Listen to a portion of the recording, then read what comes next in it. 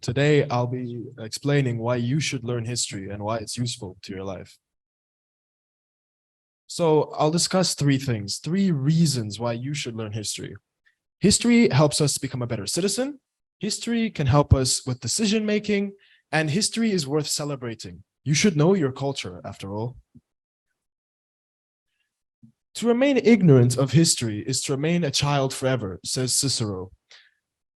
Most people today underestimate history. They see history as,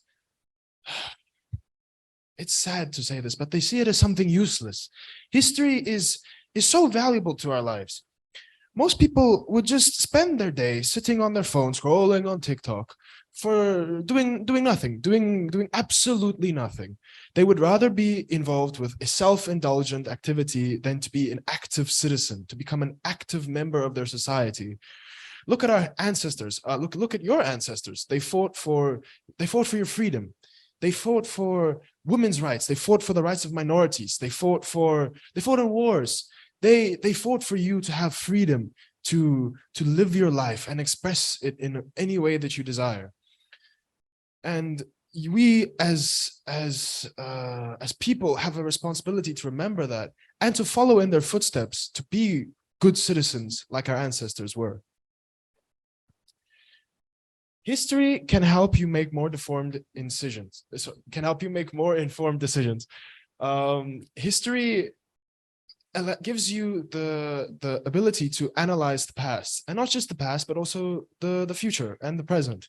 Once you have learned how to analyze past trends, you'll be better able to predict future trends and future events.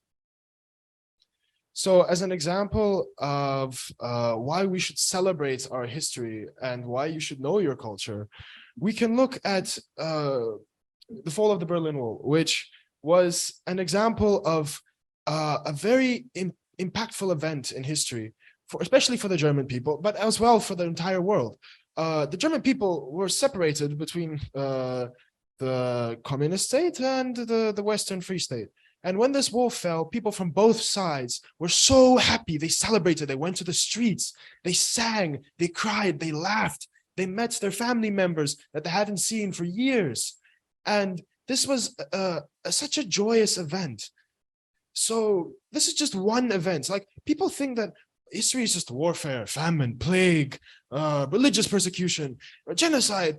These things are part of history and they are important. But history is not a negative thing. History is a positive thing. It's something that we should celebrate.